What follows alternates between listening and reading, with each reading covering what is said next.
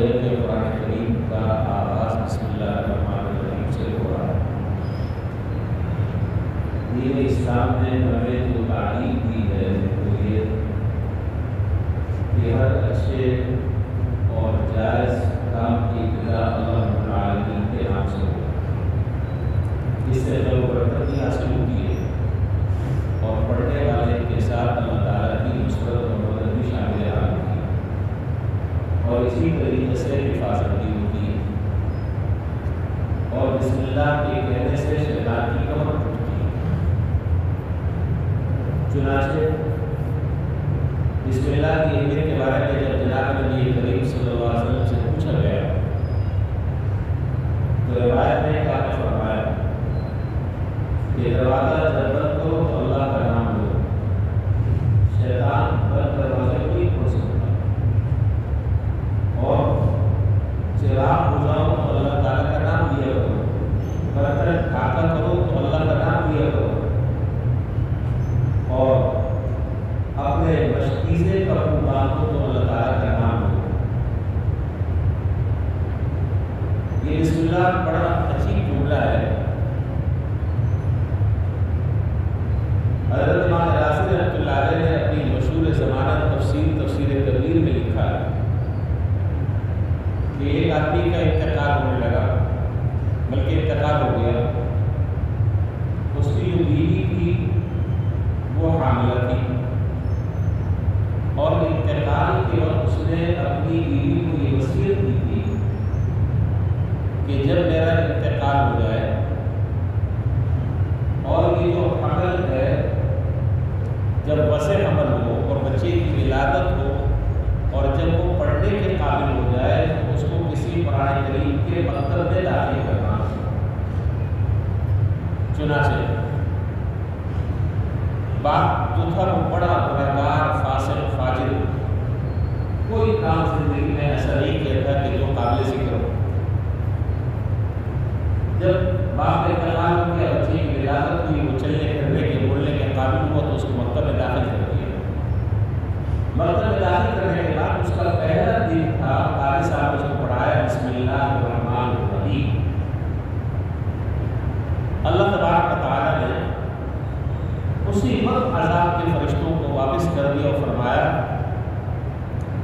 کہ جس بچے کی زبان پر میرا نام ہو مجھے اس بچے کے والد کو عذاب دیتے ہوئے شرم، یعنی اس اللہ تعالیٰ کے نام کی برکت سے اس کا عذاب اللہ تعالیٰ نے دور کر دیا اور اس کی مغفرت کا فیصلہ فرما دیا۔ تو اب آپ اندازہ لگائیں کہ بسم اللہ پڑھنے پر جب مغفرت ہو رہی تو پورا قرآن اگر پڑھا جائے تو کیا ہوگا؟ وہ اللہ تعالیٰ کی کس رحمت و مغفرت میں ڈھانپ دیا جائے گا، یہ اللہ تعالیٰ کے بہتر جانتے ہیں۔ اسی طریقے سے شریعت کا مسئلہ یہ ہے کہ جب جانور کو ذبح کیا جائے تو جانور کو ذبح کرتے وقت بھی اللہ تعالیٰ کا نام لینا چاہیے، خواہ وہ قربانی کا جانور ہو یا عام جانور ہو، اور اگر بسم اللہ نہیں پڑھا جان بوجھ کر تو وہ حلال جانور بھی حرام ہو جائے گا، اس کا کھانا جائز نہیں، وہ میتہ کے حکم ہے، وہ مردار کے حکم ہے۔ اور اگر کوئی آدمی مسلمان ہے اور ہونا تو یہ چاہیے کہ ذبح کرتے وقت زور سے بسم اللہ بھی اللہ اکبر کہنا چاہیے، لیکن اگر فرض کر لیں کہ کوئی آدمی مسلمان ہے، وہ کافر نہیں ہے، مشرک نہیں ہے، اور وہ بسم اللہ کو سے نہیں پڑھتا اور ذبح کر دیتا ہے تو اس کا ذبیحہ حلال ہے۔ کیوں؟ اس لیے کہ فقہ کی کتابوں میں لکھا ہے فَإِنَّ تَسْمِيَةَ اللَّهِ تَعَالَىٰ فِي قَلْبِ كُلِّ مُسْلِمٍ، اس لیے کہ اللہ تعالیٰ کا نام جو ہے مسلمان کے دل میں ہوتا ہے۔ عام طور پر اس زبانی نام سے نہیں کیا، لیکن اس کے دل میں اللہ کا نام ہوتا ہے، لہٰذا اہتمام بہرحال کرنا چاہیے کہ جانور کو ذبح کرتے وقت بسم اللہ اکبر پڑھنا چاہیے۔ دوسری بات یہ ہے، ابھی پہلے بارے میں آپ نے پڑھا قُلْ إِنْ كَانَتْ لَكُمُ الدَّارُ الْآخِرَةُ عِندَ اللَّهِ خَالِصَةً مِنْ دُونِ النَّاسِ، یہ اس آیت ہے، اس آیت سے متعلق مفسرین نے لکھا ہے کہ یہود جو ہے وہ نسلی تفاخر میں مبتلا تھے، وہ یہ کہتے تھے کہ ہم اللہ تعالیٰ کے بیٹے ہیں اور اللہ تعالیٰ کے محبوب ہونے کا وقت دعوت تھا۔ اللہ تعالیٰ نے ان کو جواب یہ دیا کہ اے محمد صلی اللہ علیہ وسلم آپ اس سے یہ فرما دیجیے کہ اگر اللہ تعالیٰ کے نزدیک آخرت اگر تمام انسانوں کو چھوڑ کر صرف تمہارے لیے ہی مختص ہے تو تم موت کی تمنا کر کے دکھاؤ.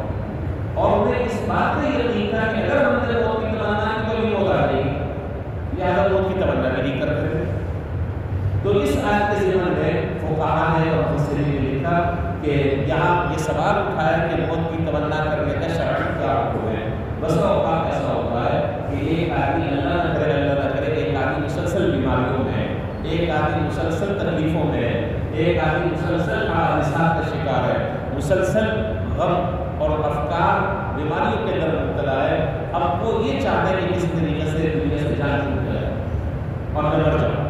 تو آیا ایسے آدمی کے لیے شرعی طور پر موت کی تمنا کرنا جائز ہے یا نہیں؟ فقہاء نے اس کے بارے میں تفصیلی کلام کیا ہے. خلاصہ اس کا یہ ہے کہ موت کی تمنا جائز نہیں. کیوں؟ اس لیے کہ فرض کریں کہ جس پریشانیوں سے بچ کر تم موت کی تمنا کر رہے ہو، اس بات کی کیا گارنٹی ہے کہ مرنے کے بعد کو سکون نصیب ہو جائے گا؟ یہ تو کوئی گارنٹی نہیں. ایک بات. دوسری بات یہ ہے کہ جناب نبی کریم صلی اللہ علیہ وسلم نے حدیث میں ارشاد فرمایا کہ لا یتمنى احدکم الموت، تم میں سے کوئی آدمی بھی موت کی تمنا نہ کرے. اگر وہ نیک ہے تو ممکن ہے کہ نیکی میں اور زیادہ بڑھ جائے، اور اگر وہ برا ہے تو ممکن ہے اللہ اس کو بھی توفیق دے دے. ایک بات. دوسری بات یہ ہے کہ اگر آدمی بہت زیادہ پریشان ہو رہا ہے، بہت زیادہ الجھن میں مبتلا ہے، تکلیف اور بیماری اللہ نہ کرے بہت زیادہ طول پکڑ رہی ہے، تو حدیث میں جناب نبی کریم صلی اللہ علیہ وسلم نے دعا سکھائی کہ یوں دعا مانگو، اللہم احیینی ما علمت الحیات خیر لی واذا علمت الوفاۃ خیر لی. اے اللہ اس وقت تک کہ مجھے زندگی عطا فرما جب تک میرے لیے زندہ رہنا بہتر ہو، اور اس وقت مجھے موت عطا فرما جب میرے لیے دنیا سے اٹھ جانا بہتر ہو. دو باتیں ہو گئی. میں بہت زیادہ اسپیڈ میں چونکہ تراویح کی طرح سے تھوڑی سی دیر سے ختم ہو گئی، میری 2-4 دن میں انشاءاللہ ترتیب ہے اور آستہ کہہ رہے ہیں 1 سال کے بعد ہم تراویح پڑھ رہے ہیں. تو اگر اچھے انداز سے اگر قرآن سمجھ میں آ جائے تو میرا خیال 5-10 منٹ 15 منٹ کو دیکھنا چاہیے نا، دیکھنا چاہیے نا، دیکھنا چاہیے، دیکھنا چاہیے نہیں دیکھنا چاہیے. تو 10 منٹ اگر 15 منٹ تاخیر ہو جائے 10 منٹ تو کوئی ایسا مسئلہ نہیں ہے. خوش دلی کے ساتھ کھڑے ہو، انشاءاللہ ہمارے ادب و ثواب میں اضافہ ہی ہو رہا ہے، قرآن سے ہی سمجھ میں آ رہا ہے. دوبارہ مجھے باتیں جلدی نہیں کرنی تاکہ میں آپ کو زیادہ وقت کروں. تیسرا مسئلہ جو ہے وہ یہاں آیت میں اللہ تبارک و تعالیٰ نے وَاتَّبَعُوا مَا تَتْلُو الشَّيَاطِينُ عَلَىٰ مُلْكِ سُلَيْمَانَ، یہاں جادو کی حقیقت اور اس کا حکم اور اس کے طور کے طریقے بیان فرمایا.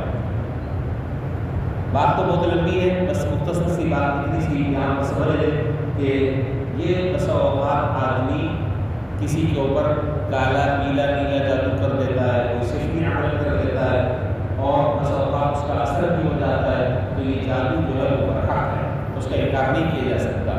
البتہ جادو کرنے والا اس کے لیے جادو کرنا شرعاً جائز نہیں ہے، اس کے لیے جادو کرنا حرام ہے. اصل میں ہوتا یہ ہے کہ جب ہمارا کوئی دشمن سامنے آنے کا مقابلہ نہیں کر سکتا اور دو بدو سامنے بیٹھ نہیں سکتا تو پھر پیچھے سے وہ وار کس طریقے سے کرتا ہے، اور یہ گناہ کبیرہ ہے. بہت حدیث میں وعید بیان فرمائی کہ کوئی مسلمان کسی مسلمان کو جادو کرے، ایک مسلمان سے اس چیز کی امید یہ رکھی جا سکتی ہے. مسلمان جو ہے تو دوسروں کے لیے تو سراپا کرتا ہوا کرتا ہے، وہ تو ہمدرد ہوا کرتا ہے، وہ اس کی جان دشمن نہیں ہوگا. تو جادو کرنا یہ سحری یا دیگر طریقوں سے جادو کرنا یہ حرام ہے اور شرعاً ناجائز ہے. لیکن اگر کسی آدمی کو مختلف قرائن سے اور مختلف ذرائع سے یہ بات معلوم ہو جائے کہ جادو کے جو اثرات ہیں وہ مجھ پر ظاہر ہو رہے ہیں تو شریعت نے اس کے طور کے طریقے بیان کیے. مثلاً سب سے پہلا طریقہ اس کا یہ ہے کہ حتی الامکان آدمی پاک رہنے کا احترام کرے. آپ جتنا پاک رہیں گے اللہ تعالیٰ نے چاہے انشاءاللہ کسی جادو کو کوئی آپ کو پسند نہیں ہوگا. لیکن اگر ایک آدمی اللہ کرے ناپاک رہتا ہے تو جتنا آدمی ناپاک ہوگا اس پر جادو کا اتنا زیادہ گہرا اثر ہوگا. یہ بات بنیادی طور پر ذہن میں رہے. تو اگر کسی پر کوئی جادو کا اثر ہے اور وہ اس سے بچنا چاہتا ہے اور اس کا توڑ کرنا چاہتا ہے تو شریعت نے یہ طریقہ بتایا ہے کہ پاک ہو. دوسری بات کہ 5 وقت نماز کی پابندی کا وہ اہتمام کرے، تمام شرائط اور احکام کی رعایت کے ساتھ ساتھ. تیسری بات یہ ہے کہ اگر جادو کے کوئی اثرات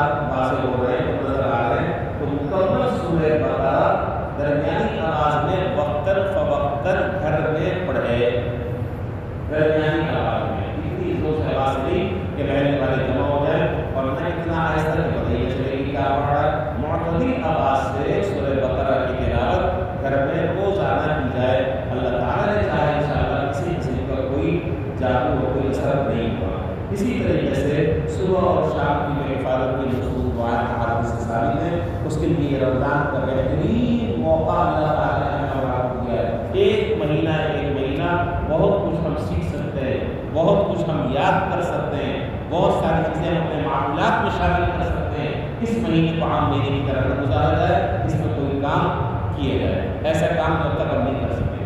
تو بہرحال صبح اور شام کی عبادت کی جو دعائیں ہیں وہ دعائیں یاد کرنی چاہیے۔ اسی طریقے سے درود شریف ہے، سورہ فاتحہ ہے، آیت کرسی ہے اور چاروں کل ہیں، ان تمام کی تمام چیزوں